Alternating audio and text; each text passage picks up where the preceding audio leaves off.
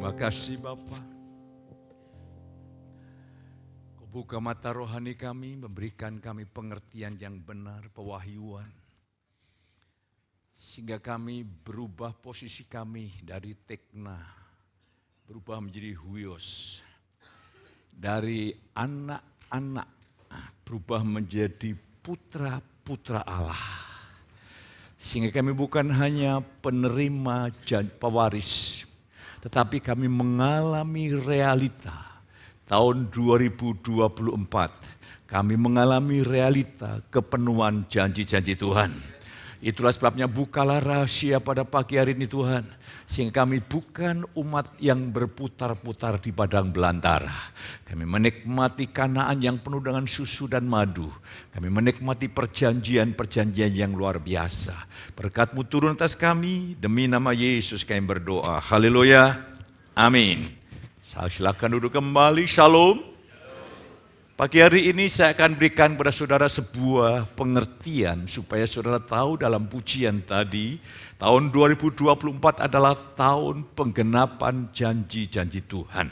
Saudara kekasih, di dalam Roma pasal yang ke-8 ayat yang ke-14, semua orang yang dipimpin Roh Allah adalah anak Allah.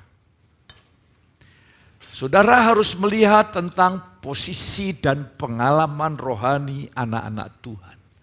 Sebagaimana janji tunggal kepada umat Israel dari perbudakan lewat Musa, Tuhan berkata, lepaskan umatku dari perbudakan Mesir, masuk ke tanah perjanjian yang penuh dengan susu dan madu.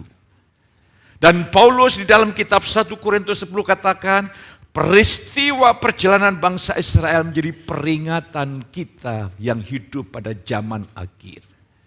Dari sekian banyak umat Israel, dari jutaan umat Israel, generasi Musa tidak ada yang mewarisi janji Tuhan. Kecuali Kaleb dan Yosua. Semuanya mati di padang belantara. Hanya generasi Musa, Kaleb dan Yosua bersama dengan generasi yang lain menikmati tanah perjanjian apa yang Tuhan janjikan. Doa saya tidak ada satupun jemaat yang ketinggalan. Saudara akan menjadi penerima mengalami warisan-warisan janji Tuhan yang luar biasa. Di dalam bahasa Yunaninya ada kata tekna. Pluralnya teknon.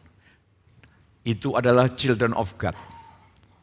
Galatia 4 ayat yang pertama, kita adalah tuan atas segala sesuatu tapi belum menerima warisan karena masih ada di bawah perwalian. Itu dari kata nepios. Child, ya, itu small child. Itu anak-anak kecil. Belum menerima. Harusnya kita tuan atas segala sesuatu. Tapi kita takluk kepada roh-roh yang lemah di dalam dunia ini. Jadi Tuhan ingin saudara semuanya memasukin kedewasaan rohani. Memasukin yang namanya huios. Saudara bukan hanya menerima janji Tuhan, tapi mengalami. Katakan amin. Saudara betul-betul mengalami dalam keluarga saudara, rumah tangga saudara, keturunan saudara, dalam segala aspek hidup saudara, saudara mengalami janji Tuhan. Dan saudara bisa berkata pada dunia, hidupku ini adalah saksi dan bukti dari apa yang Tuhan genapkan dari janjinya. Katakan amin. Saudara mengadopsi imannya Abraham, Allah sanggup menggenapkan apa yang ia janjikan. Nah, mari kita akan lihat apakah kita ini sudah masuk dalam posisi huios atau teknon. Tekna. Orang Kristen yang masih belum bertumbuh kayak jemaat di Galatia, kayak jemaat di Korintus, jemaat di Ibrani, itu semua mengalami kendala pertumbuhan. Kamu ini masih manusia duniawi, hidup secara duniawi, secara manusiawi. Orang Kristen yang kanak-kanak adalah mereka sudah lahir baru, sudah mengalami kehadiran roh Tuhan yang berlimpah-limpah, tapi hidupnya mengandalkan diri, bergantung diri sendiri.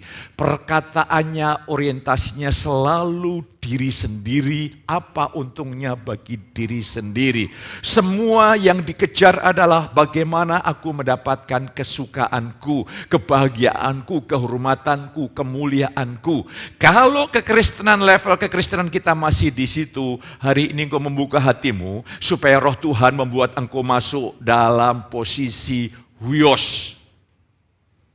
Dan kalau saudara masuk dalam posisi huios, engkau tidak perlu berteriak-teriak minta warisan Tuhan. Otomatis warisan itu saudara alami. Saudara nikmati dalam kepenuhannya. Lah hari ini, apa makna arti menjadi orang Kristen yang dewasa, huios? Orang Kristen yang mulai mengandalkan Tuhan. Orang Kristen yang mulai memiliki gaya hidup penyangkalan diri, karena diri ini adalah, kemarin saya sampaikan, akar daripada dosa, akar masalah, akar kekecewaan, akar ketidakbahagiaan, dan akar di mana iblis dapat leluasa bergerak. Tapi mari hari ini saudara mulai betul-betul mintalah ini, jangan dengan usaha diri, jangan dengan kekuatan daging. Saudara minta anugerah Tuhan. Tuhan, berikan kuasa-Mu yang memampukan aku menjadikan Yesus segala-galanya di atas segala-galanya. Kodrat ilahi adalah Dia segala-galanya untuk segala-galanya bagi segala-galanya. Dan kodrat ilahi Tuhan kehadirannya dalam hidup kita, Dia mau supaya Dia kita jadikan segala-galanya. Untuk segala-galanya. Hanya ketika kita masuk dalam tahap itu, saudara akan jadi orang-orang yang luar biasa di tangan Tuhan. Saudara mengukur segala sesuatu bukan antara untung dan rugi. Engkau mengukur segala sesuatu apakah Tuhan disukakan atau tidak. Level kita sudah harus sampai di sini. Kalau tidak, saudara akan mengalami proses demi proses pendewasaan, proses pengudusan. Ya. Kasih karunia saudara dikuduskan dengan cuma-cuma, katakan amin. Tapi kasih karunia selanjutnya engkau bisa hidup kudus. Itu namanya dalam bahasa teologi itu proses pengudusan. Pengudusan itu artinya saudara dikhususkan bagi Dia.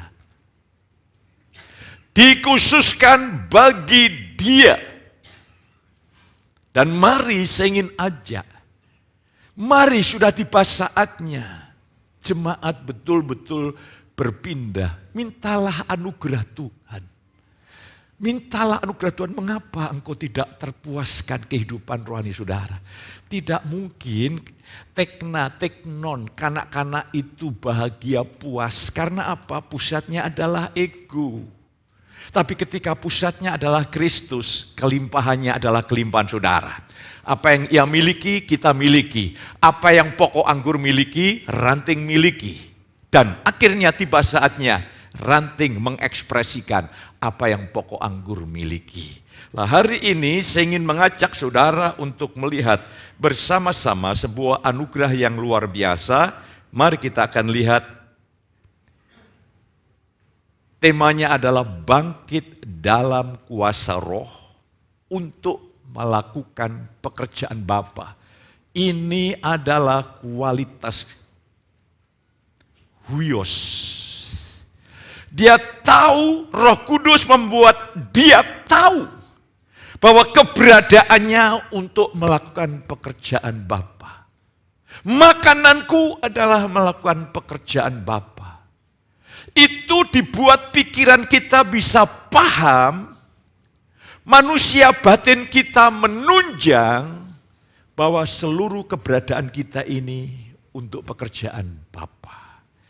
Kita akan baca saudara kekasih bersama-sama, mari kita lihat Efesus 1 ayat 18 sampai 19. Kita baca bersama-sama, saudara bisa baca Alkitab saudara atau di LCD. Kita baca 2, 3. Dan supaya ia menjadikan mata hatimu terang, agar kamu mengerti pengharapan apakah yang terkandung dalam panggilannya, betapa kayanya kemuliaan bagian yang ditentukannya bagi orang-orang kudus, dan betapa hebat kuasanya bagi kita yang percaya sesuai dengan kekuatan kuasanya. Kalau saudara melihat konteksnya ini, betapa hebat kuasanya.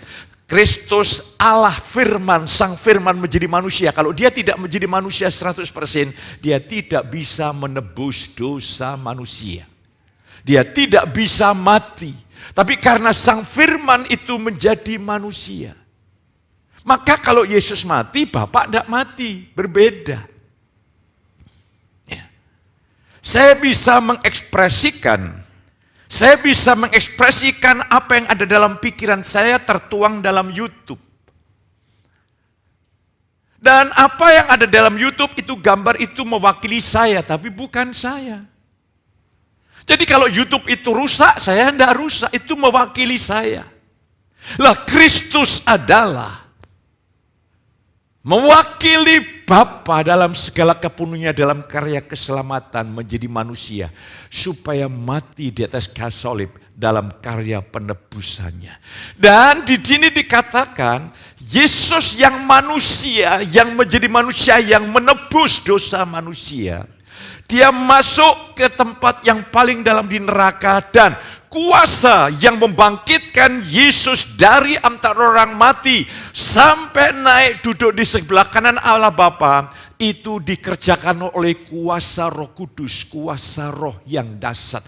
Dan kuasa roh yang membangkitkan Yesus dari tingkat yang paling rendah, yaitu tingkat neraka, sampai naik ke tingkat surga. Kuasa yang sama ini tersedia bagi saudara yang percaya. Roh kebangkitan itu akan membangkitkan saudara dari orang biasa jadi luar biasa. Jadi orang yang bergumul masuk dalam perhentian. Engkau harus mengalami perhentian di bidang keuangan.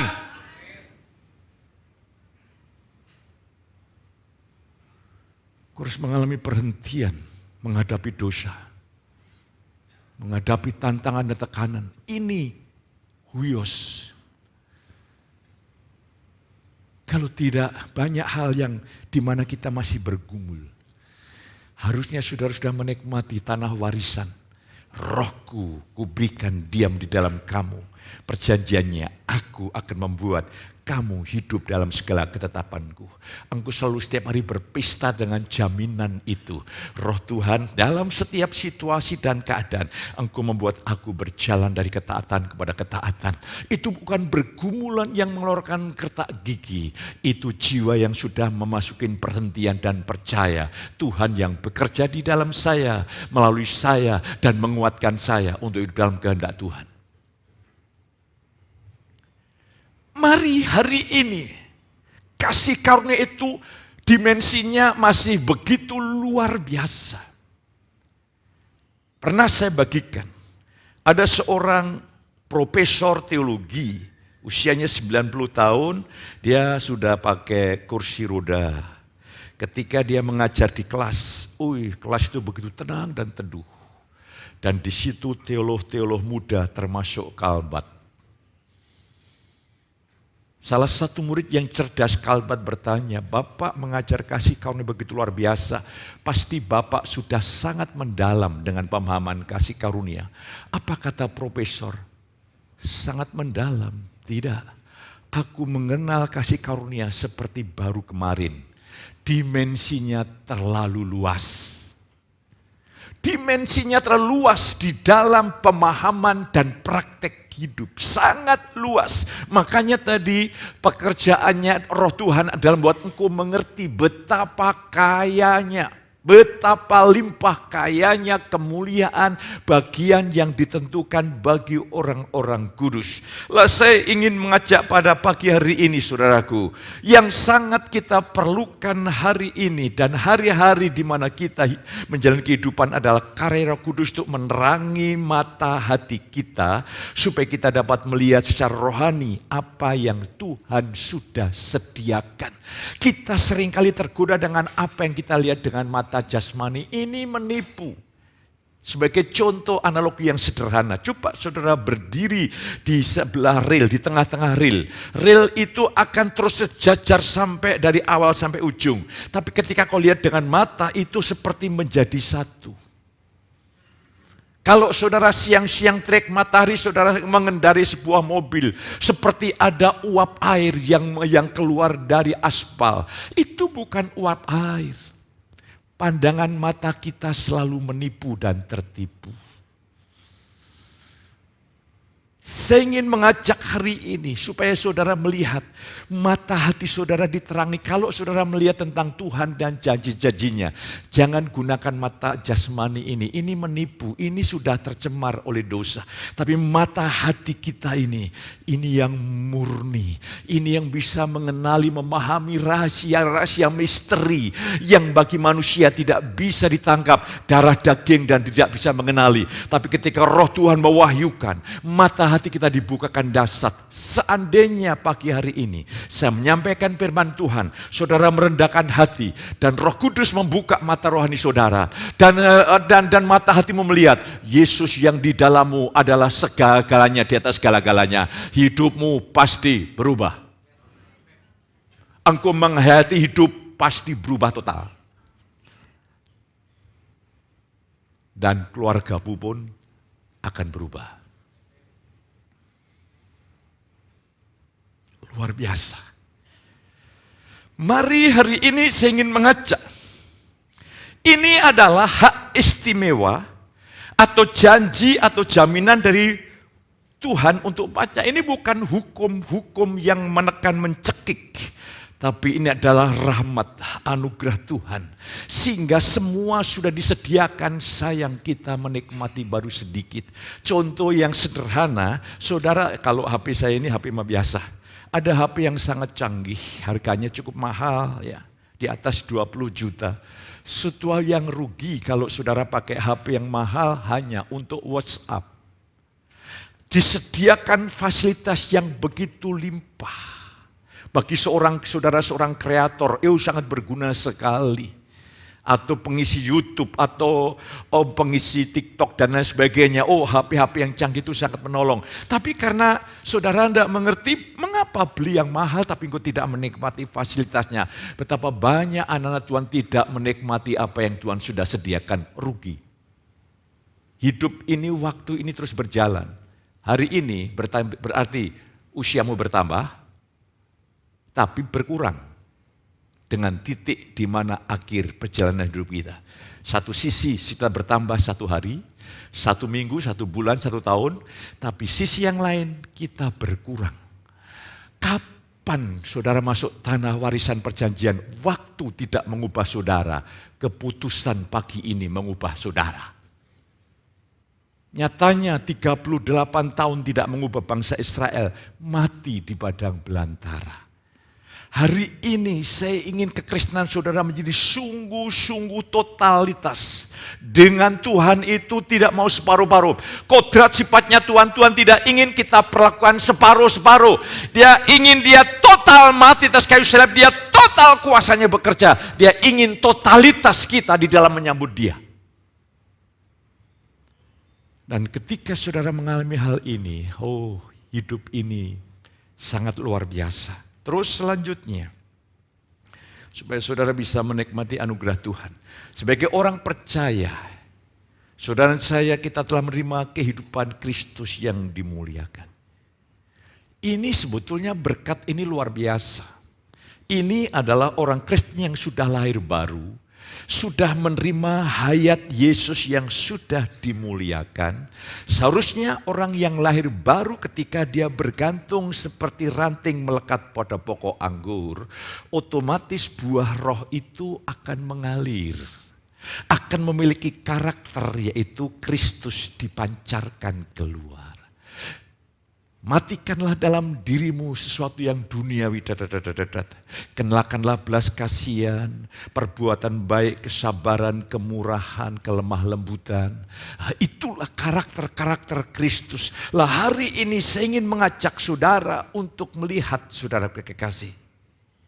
Ketika saudara menerima hayat Yesus dan terekspresi lewat hidup kita, itu membuat engkau matang secara rohani. Tapi ada sisi yang lain. Ketika saudara menerima baptisan roh, seberapa banyak orang yang menerima Roh Kudus? Kalau kamu Roh Kudus turun ke atas kamu menerima kuasa, dunamin, dari kata dunamos, dunamis. Itu kemampuan Allah yang diwariskan bagi saudara. Dan kemampuan Allah itu mengambil alih, menyingkirkan kelemahan manusiawi kita. Berdasarkan kemampuan Allah, engkau bisa bangkit melakukan pekerjaan Bapa. Engkau bisa hidup yang tidak menyia-nyiakan anugerah Tuhan. Oh, luar biasa. Berapa banyak waktu hidup yang hanya kita gunakan untuk aku. Saya kan sering kali bersaksi, kadang-kadang tengah malam, Roh Tuhan menggelitik. Apa yang kau gunakan malam untuk Tuhan? Saya berdoa syafaat. Saya gunakan untuk Tuhan. Saya gunakan Tuhan tarik aku lebih dalam. Supaya aku memiliki persekutuan dengan engkau. Dagingku tidak suka bersekutu Tuhan. Dagingku suka di luar Tuhan. Hal-hal di luar Tuhan. Tapi rohmu menarik aku untuk memiliki keintiman, keakraban. Saya rindukan, saya doakan, saya percayai. Kalau saudara tidak punya waktu-waktu pribadi dengan Tuhan, bukan berarti Tuhan tidak mengasihi saudara. Engkau akan mengalami banyak kerugian hal-hal rohani. Ketika engkau menyediakan waktu yang istimewa untuk Tuhan, Tuhan mulai menaruh, mengimpartasikan keinginannya, hasratnya. Dan ketika keinginannya turun atas saudara dan itu menjadi keinginan saudara, otomatis Tuhan pasti menggenapkannya. Maka Daud berkata, berbahagialah karena Tuhan, Ia akan memberikan apa yang diinginkan hatimu. Dengar, Tuhan tidak pernah menjawab keinginan saudara. Tuhan hanya ingin menggenapkan apa yang Dia kehendaki. Dan apa yang Dia kehendaki, Dia wariskan ketika saudara menyediakan waktu. Doa pribadi itu bukan hukum Taurat yang membebani. Doa pribadi itu adalah hak istimewa. Tuhan menarik saudara, engkau didekatkan dengan kasih-Nya, dengan tangan yang kuat, perkasa, penuh rahmat. Dan Tuhan yang penuh kasih, Dia ingin berdialog dengan saudara. Dia ingin wariskan kekayaannya kepada saudara.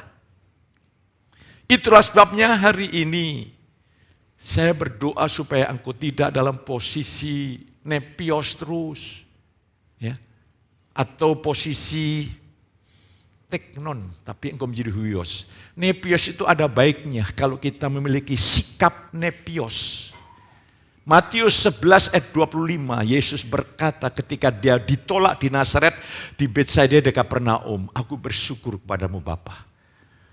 Mereka menolak aku bersyukur. Karena rahasia tentang hidupku itu memang tersembunyi. Tuhan tutup bagi orang yang merasa berhikmat, merasa pandai. Tapi kau nyatakan pada nepios. Anak-anak sangat kecil yang penuh kebergantungan kerendahan hati. Ini Yesus, ini aneh, ditolak kok bersyukur ya. Karena memang rahasia yang dari Allah, Roh Kudus mewahyukan pada orang yang sungguh-sungguh rendah hati di hadapan Tuhan.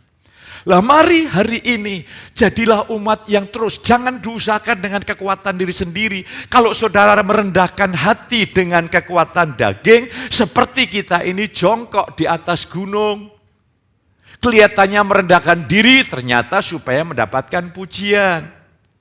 Ini memang susah kalau tidak dibukakannya oleh Roh Kudus.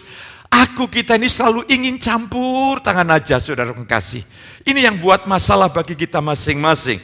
Terus selanjutnya, apa yang kita dapatkan ketika para murid Tuhan Yesus. Ini pelajaran. Tuhan sangat berbesar hati. Ketika Yesus mengajar murid-muridnya 3,5 tahun. Ini dosennya lebih daripada Profesor Gamaliel. Tuhan sendiri, dan cara sistem mengajarnya adalah Dia tinggal bersama murid-muridnya. 3,5 tahun, gagal total. Apakah Yesus guru yang gagal? Tidak. Karena prinsip pada waktu itu masih prinsip perjanjian lama. Karena darah Yesus belum menjadi meterai perjanjian baru. Lah, perjanjian lama itu artinya Tuhan memerintah dari luar. Murid-muridnya, orang-orang umat-umat Tuhan harus berusaha dengan kekuatan diri sendiri. Gagal total. Murid-muridnya gagal total. Tuhan dalam kebesaran hatinya sedang mengajarkan muridnya, sang pengubah sejarah nantinya. Nak, jangan melayani aku dengan kekuatanmu. Petrus berkata, Tuhan, sekalipun aku masuk penjara, tidak akan pernah menyangkal engkau. Dengan belas kasihan, Yesus berkata, Petrus, sebelum ayam berkokok 3 kali engkau sudah menyangkal aku, tidak sanggup Petrus. Tapi dalam kebesaran hati Allah Tuhan izinkan sedang mendidik. Ternyata jangan mencoba melayani Tuhan dengan sarana daging. Gagal total dan tidak pernah berkenan kepada Tuhan.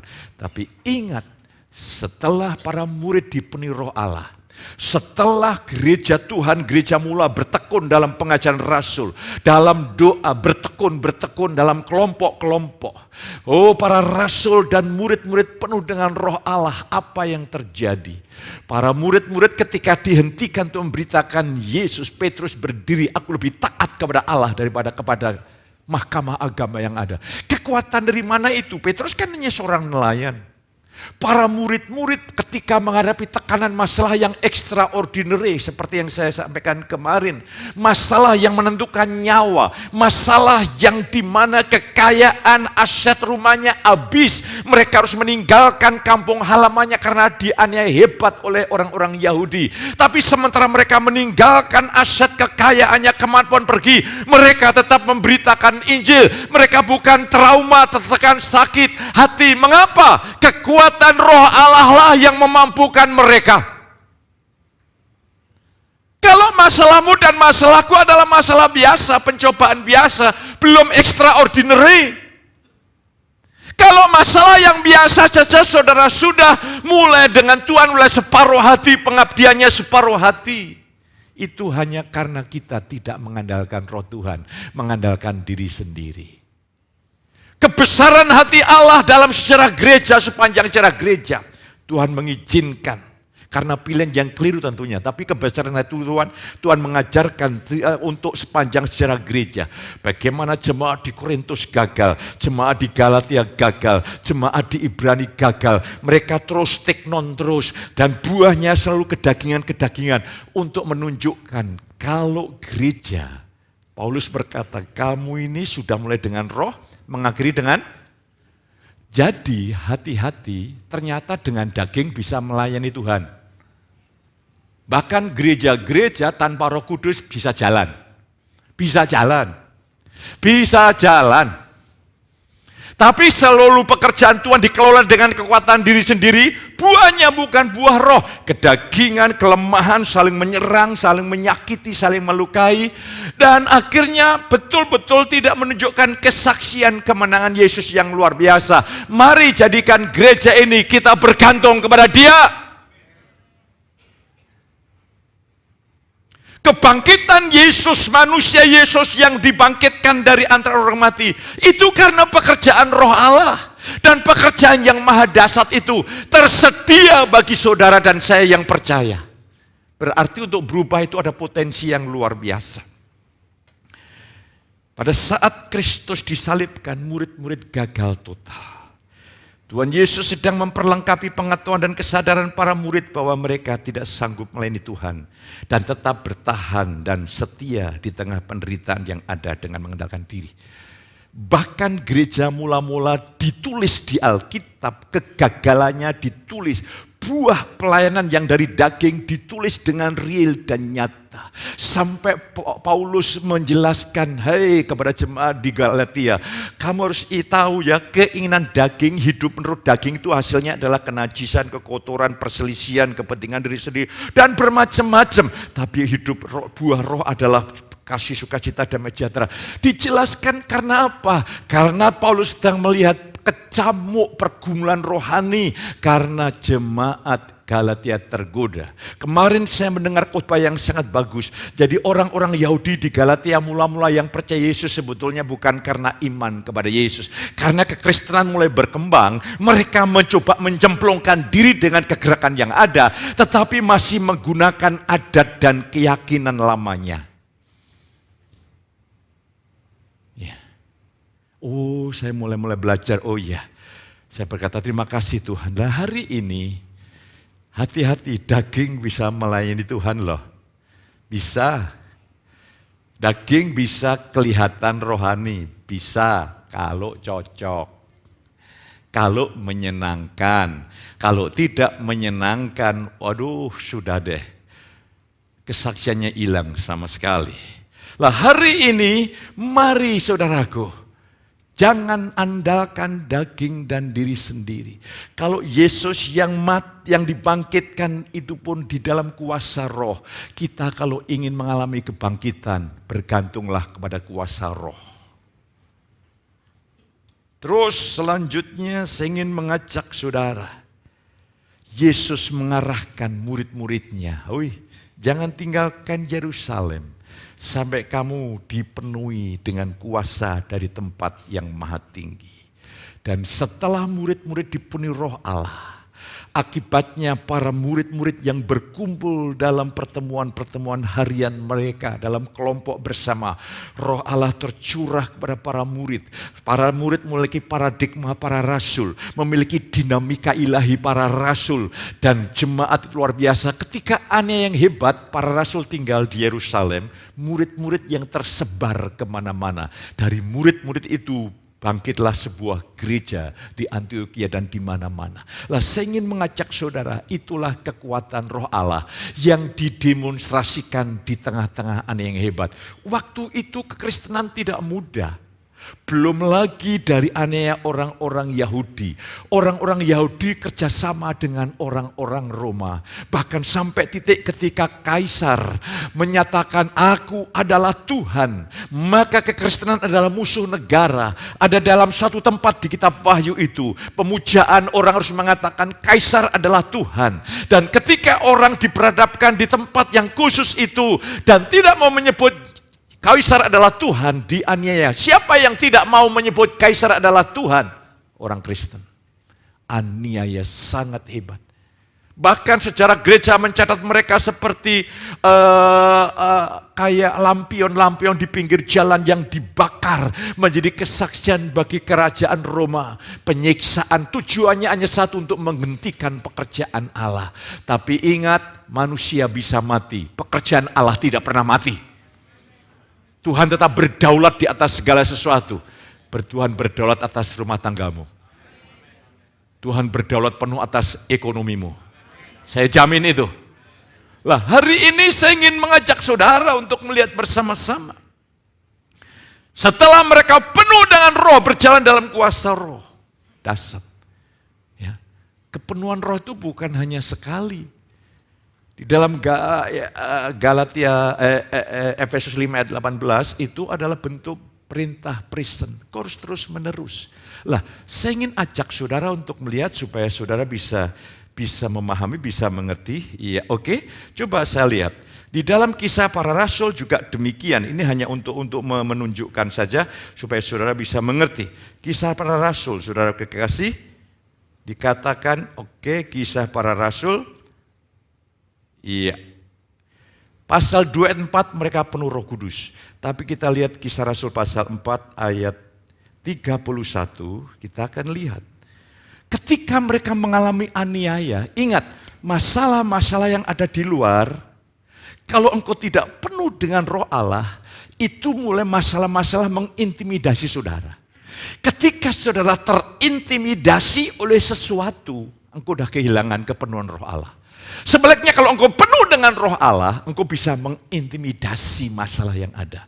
Tapi kalau saudara mulai terintimidasi oleh keadaan yang ada, engkau sudah kehilangan kebun roh hara. Murid-murid juga mengalami begitu. Ketika begitu, akhirnya ayat yang ke-31. Dan ketika mereka sedang berdoa, goyanglah tempat mereka berkumpul itu dan mereka semua penuh dengan Roh Kudus. Mereka memberitakan firman Allah dengan kekuatan dari mana? Ada dua. Kalau engkau tidak penuh roh, masalah mengintimidasi saudara. Menjadi orang yang tidak merdeka, menderita susah. Tapi ketika kau penuh roh Allah, kau punya keberanian ilahi. Kau punya kekuatan ilahi, supra ilahi. Luar biasa hari ini kita akan lihat. Nah, mari saya ingin ajak saudara untuk melihat sebuah kebenaran kembali. Supaya saudara bisa melihat pentingnya saudara dan saya penuh dengan roh. Kamu akan menerima kuasa kalau Roh Kudus turun ke atas kamu. Tadi saya jelaskan. Kamu akan mewarisi kemampuan ilahi. Kemampuan untuk membuat mukjizat. Ya. Sebab apa? Kalau saudara berdoa dan engkau bimbang, maka hal itu tidak terjadi. Kekuatan untuk kau percaya bahwa seluruh mukjizat Allah ada di dalam hidup saudara. Ketika kau berdoa, mukjizat itu akan mengalir lewat mulut saudara. Ketika kau tidak bimbang, hal itu pasti terjadilah. Kemampuan untuk tidak bimbang itu dari kuasa Roh Kudus. Kemampuan untuk melakukan pekerjaan Bapa, kemampuan untuk berjuang di dalam ladang Tuhan, itu adalah kemampuan dari Roh Allah lewat kepenuhan rohnya yang kudus. Hari ini saudara kekasih, saya ingin mengajak saudara semua penuh Roh Kudus. Bapak-bapak penuh Roh Kudus. Saya ingat waktu anak Danis itu lebih besar dari Sio. Aduh, nakalnya minta ampun. Diajak pergi tidak mau, tapi saya pulang pergi. Saya pulang dari pergi, itu meja sudah hancur. Susah diatur, keras, hiperaktif. Ketika saya melihat segini, ternyata dia gambaran dari rohani saya. Jadi waktu itu saya masih kedagingan, makanya anak saya kedagingannya hebat sekali. Mari bapak-bapak penuh roh. Engkau tidak aminkan, malaikat aminkan. Aku punya balasi surga kok, saudaraku. Sehingga anak-anakmu akan penuh roh. Anak-anak itu ekspresi. Saya tidak ngerasani loh, ini cuma ngasih tahu loh. Ya.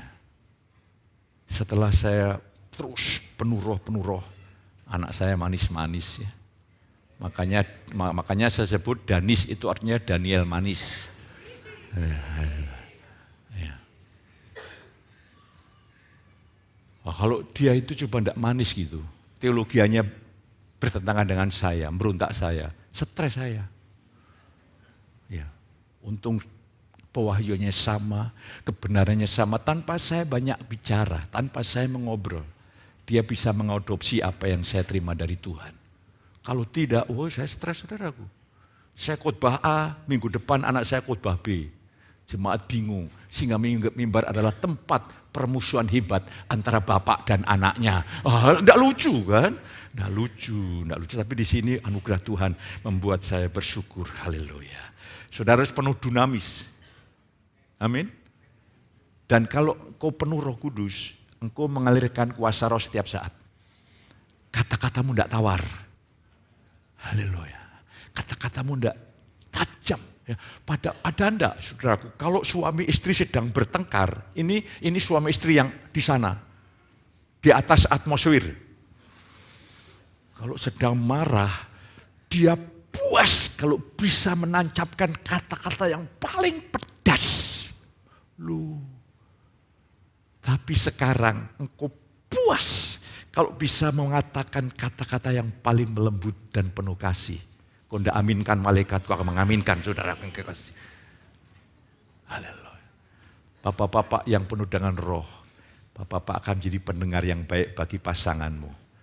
Ibu-ibu ditolong, mudeng ya lah ibu-ibu. Haleluya, haleluya.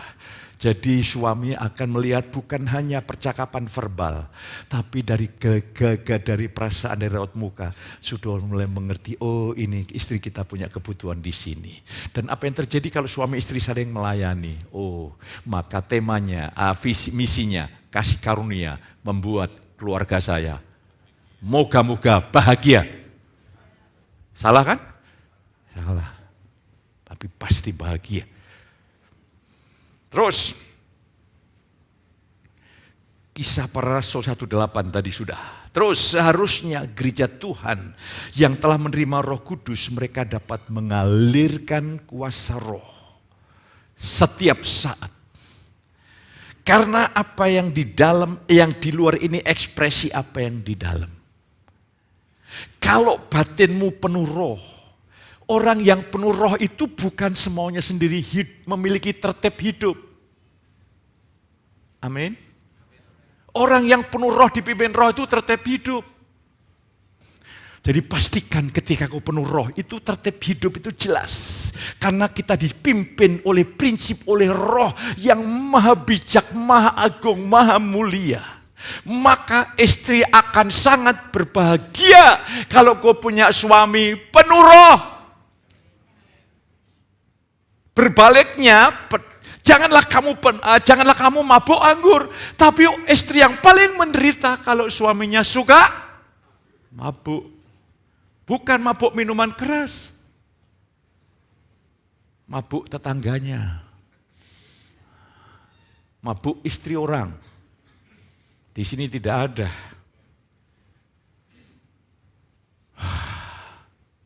Tapi di sini tidak ada. Maaf kalau ilustrasi ini mulai melukai. Tapi bersyukur kalau masih terluka berarti masih ada kehidupan. Penuhan Roh Kudus akan menjadi seperti Paulus. Aku melayani dengan hati nurani yang murni. Daging tidak bisa murni. Luar biasa.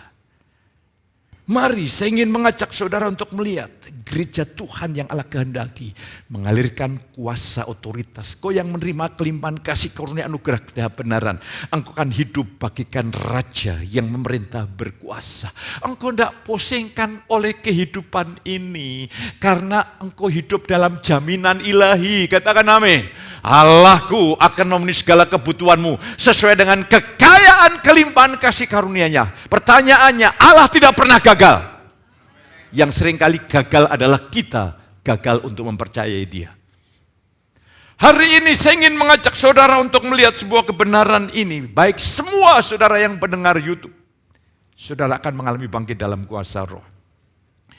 Tapi dalam kenyataannya gereja lemah. Dagingan, dosa, ya, saling gosip, hoax. Tapi puji Tuhan di tempat kita makin bertumbuh dalam anugerah Tuhan. Kelompok-kelompok care group, kalau dia kumpul ngobrol tentang kasih karunia pekerjaan Tuhan, kesaksian-kesaksian yang menguatkan. Saudaraku, bagaimana ketika seperti jemaat Galatia, jemaat Korintus, jemaat Ibrani, ya. Jemaat Kolose itu hampir tergoda. Paulus katakan, "Hendaklah kamu tetap di dalam Injil." Mereka ketika tidak lagi penuh Roh mengandalkan Tuhan, mengandalkan hikmat pengertian, kedagingan bermunculan. Ada orang yang prinsip-prinsip kuno. Saya tidak gereja, tidak apa-apa, asal saya berbuat baik. Mana mungkin bisa berbuat baik dari daging, baik ukuran manusia di hadapan Allah itu sudah tercemar. Tidak bisa, tidak bisa. Mari bagaimana hasilnya? Saya berdoa supaya di tempat ini yang muncul adalah buah Roh. Amin. Kau mengalirkan buah compassion, belas kasihan Tuhan, kebaikan, kemurahan, kebaikan, kebajikan, kelemah lembutan, kesabaran. Oh, luar biasa. Luar biasa. Terus selanjutnya adalah para murid bisa gagal. Jemaat bisa gagal, jemaat Korintus gagal, jemaat Galatia gagal, jemaat Ibrani gagal. Tetapi Allah tidak pernah putus asa. Allah terus bekerja, Allah terus pegang kendali. Dan Tuhan bekerja, dia curahkan rohnya. Dia akan mengizinkan anak-anaknya frustasi ketika hidup dalam kedagingan. Sampai titik kayak Paulus, aku manusia celaka. Aku ingin mencintai Tuhan, aku ingin mengasihi, melakukan kehendak Tuhan. Tapi aku tidak sanggup. Aku kecewa berat, aku marah, aku jengkel. Aku marah, aku kalau melihat orang lain bahagia, aku tidak bahagia. Aku tidak suka melihat orang bahagia. Itu pergumulan yang sangat hebat. Tapi ketika saudara penuh dengan roh Allah, saya percaya engkau bersukacita bersama dengan orang yang bersukacita. Engkau menangis bersama dengan orang yang menangis. Engkau bisa empati. Oleh karena pekerjaan roh Tuhan, bukan empati manusia yang dibuat-buat. Itu yang mengalir dari hati yang murni secara spontan. Hanya kuasa roh yang dapat mengerjakannya. Kristus menjadi contoh, pola. Kalau dia bisa duduk di sebelah kanan Allah Bapa, itu karena pekerjaan roh Allah. Dan itu tersedia bagi kita. Ketika umat Tuhan menyadari akan kesia-siaan daging dan menyerahkan hidupnya untuk dipenuhi Roh Kudus, maka kemampuan Allah akan menggantikan kelemahan daging. Katakan amin. Engkau tidak hidup dalam kelemahanmu, tapi engkau hidup dalam kemampuan ilahi yang luar biasa. Lah nanti saya ingin tunjukkan ini jaminan yang luar biasa. Jaminan Tuhan bagi kita melalui kuasa rohnya. Ini jaminan, bukan hukum, bukan tuntutan. Roma 6 ayat 14, saudaraku, kita akan lihat. Sebab kamu tidak akan dikuasai lagi oleh dosa, karena kamu tidak berada di bawah hukum Taurat, tetapi di bawah kasih karunia. Artinya jaminan yang pertama, dosa tidak lagi berkuasa. Loh, saudara harusnya dengar ini bertepuk tangan luar biasa. Karena dosa itu sangat mengganggu kita. Tapi hari ini, roh Tuhan, kasih karunia, kuasa roh, membuat dosa tidak lagi berkuasa. Ya, amin, amin. Saudara percaya? Puji Tuhan, hari ini kita berikan kemuliaan bagi Dia. Kita bersorak-sorai bagi Dia. Bersukacitalah, ada jaminan hari ini. Dosa tidak berkuasa lagi atas hidupmu. Itu jaminan yang luar biasa, yang dahsyat. Yang kedua, kita tidak akan pernah lagi mengikuti keinginan daging. Ini bagus sekali ya saudaraku. Ketika saya pelajari Galatia 5 ayat 16, maksudku ialah hidup oleh roh, maka kamu tidak akan menuruti keinginan daging. Ini ternyata bahasa Yunaninya itu bentuk double negatif. Seperti Yohanes 5 ayat yang keempat dan 5 itu, di luar aku kamu tidak dapat berbuat apa-apa. Tidak pernah dan tidak akan kamu bisa berbuat apa-apa. Konteksnya untuk berbuah. Di sini ini double negatif. Kalau engkau mengandalkan kuasa roh, engkau tidak akan pernah mengikuti keinginan daging. Ini jaminan. Sekali lagi, ini jaminan Tuhan bagi saudara. Kau tidak lagi bergumul antara roh dan daging. Kau sudah mulai berdiri kokoh di dalam iman, teguh di dalam iman. Engkau hidup dalam kemampuan ilahinya. Bukan berarti daging tidak menggoda, tapi engkau tidak tergoda. Luar biasa. Engkau tidak tergoda. Saya tidak nakut-nakuti kepada saudara. Ya jangan tinggalkan marketplace loh. Malah saudara dipakai untuk menjadi misionari di marketplace kok. Katakan amin. Di dunia kerja di mana-mana. Kau harus tinggal di atas serah tahu sana, di atas puncak di sana. Kalau perlu iuran, yuk bikin gubuk tinggal di sana. Saudara bisa tinggal di sana, selera lama masih ikut. Tapi kalau engkau penuh Roh Kudus, selera lama mencoba mengganggu, engkau tidak tergoda. Itu ajaib, itu double negatif. Terus saya ingin ajak lagi, ada jaminan lagi. Roh Kudus di dalam kita membuat kita hidup taat. Ya, seperti yang saya sampaikan berkali-kali, Yeskiel 36:27. Rohku, kata Tuhan, akan kuberikan di dalam kamu dan kamu akan menuruti segala perintahku. Filipi 2:13. Allah, kalau dalam terjemahan yang lebih jelas, Allah membuat engkau mau dan mampu. Rahasia cuma percaya. Harusnya kau bersuka cita dong. Selama ini di gereja, yang diberitakan adalah perintah, perintah, perintah, perintah, perintah.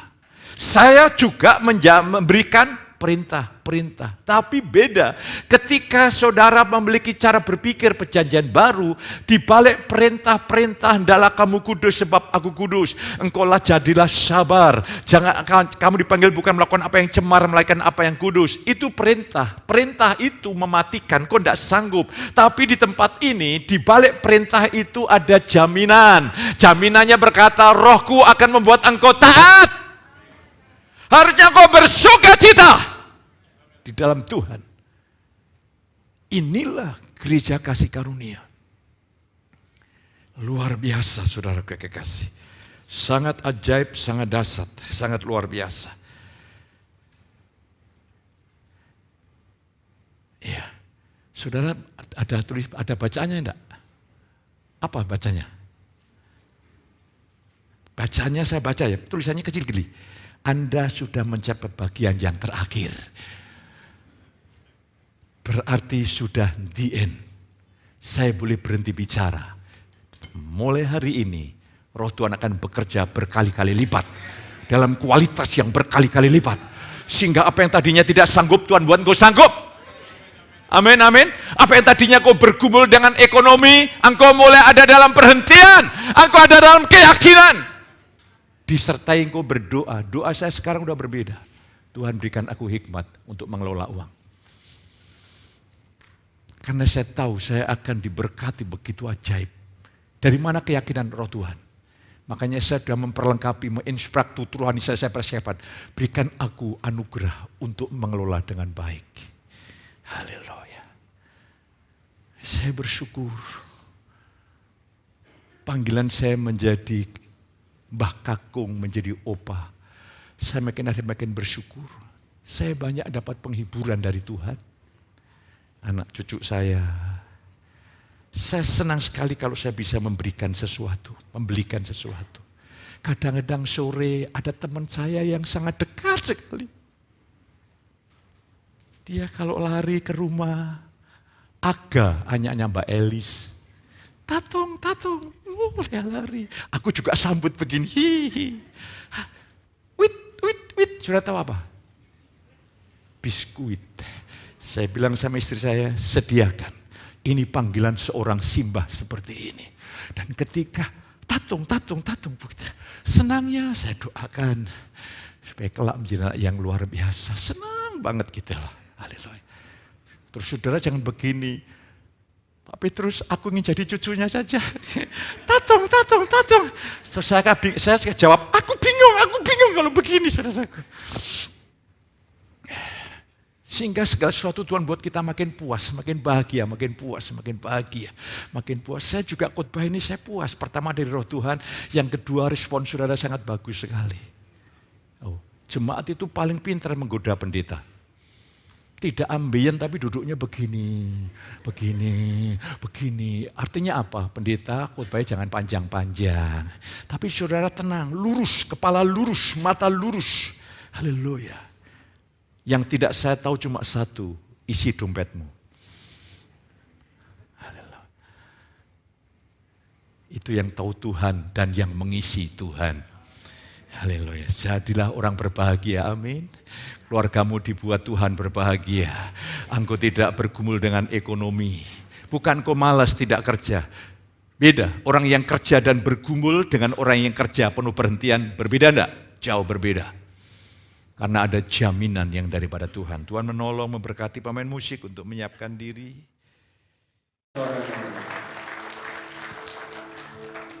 Di dalam kasih karunia Bapa, saudara orang yang berbahagia, saudara orang yang diberkati Tuhan. Saudara mau dipakai menjadi berkat bagi banyak orang. Angkat tangan saudara. Berkat yang terbaik turun atasmu, atas keluargamu, atas keturunanmu.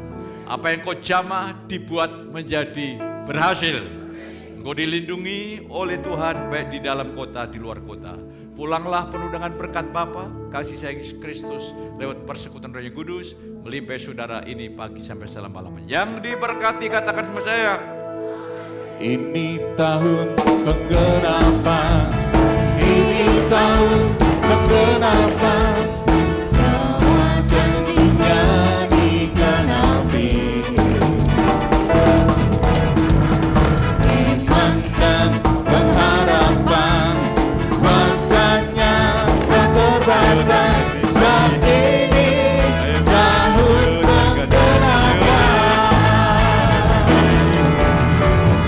ini tahun penggerapan, ini tahun penggerapan, semua janjinya digenapi.